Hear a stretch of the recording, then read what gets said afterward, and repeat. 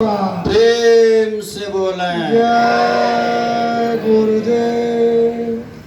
सर्वत्र विराजमान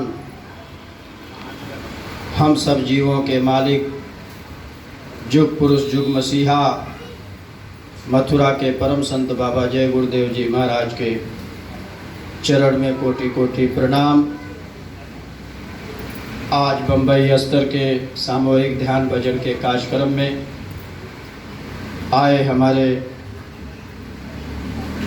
वर्मा जी और माननीय शर्मा जी और दूर दराज से आए हुए सभी सत्संगी भाई बहनों को सादर सा प्रेम जय गुरुदेव। जय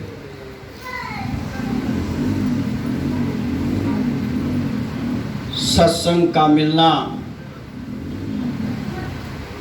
संतों का दर्शन, उनके वचन सुनने को मिले और सत्संगियों का आपस में आदान प्रदान हो दर्शन का वचनों का, तो ये समझिए हमारे गुरु मालिक की हम आप सब पर बहुत कृपा है।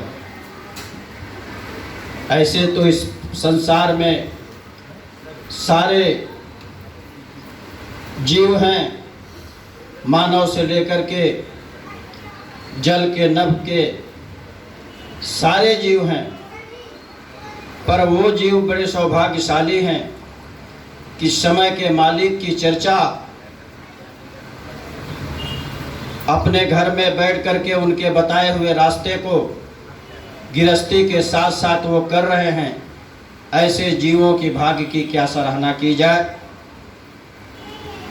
ऐसे में आप लोग जो ये समय आप देते हैं, समझिए कि आपके अपने गुरु को बार बार धन्यवाद करना है कि आपकी कृपा इसी तरह से बनी रहे। सेवा दर्शन सत्संग बराबर मिलता रहे जब तक ये हमारे शरीर में श्वास चल रही है। सत्संगी भाई बहनों, धीरे धीरे हमारा आपका समय श्वास की पूंजी खत्म हो रही है।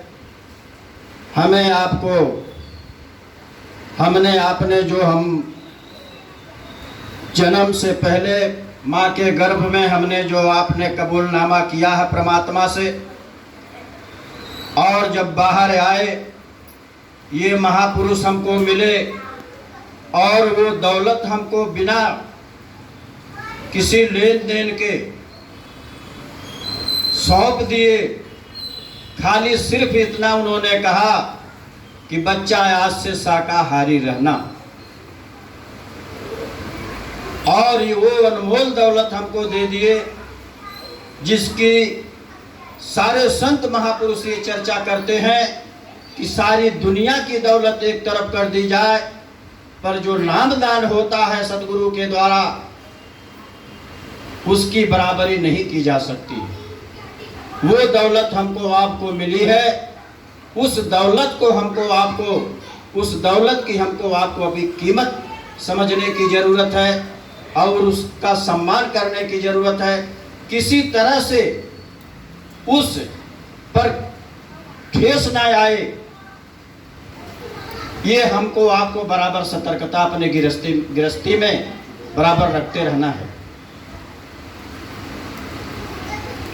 शाकाहारी सदाचारी बाल संघ बालक साप्ताहिक पत्रिका। भजन ध्यान के वक्त शरीर से अलग होकर जीवात्मा जब रूहानी मंडलों का सफर करती है, तब उन लोगों में अमृत पीकर तृप्त हो जाती है।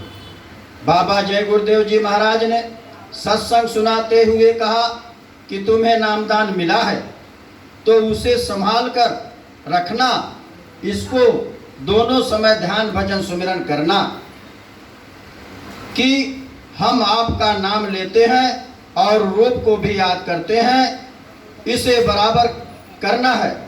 नामदान ले लिया, कुछ किया नहीं और भूल गए तो आपको कुछ मिलने वाला नहीं है।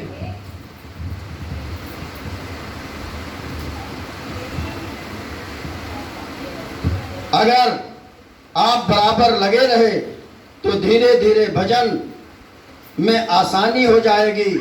फिर निमित्त मात्र बैठोगे, थोड़े से ही करने पर मालिक का दर्शन हो जाएगा, क्योंकि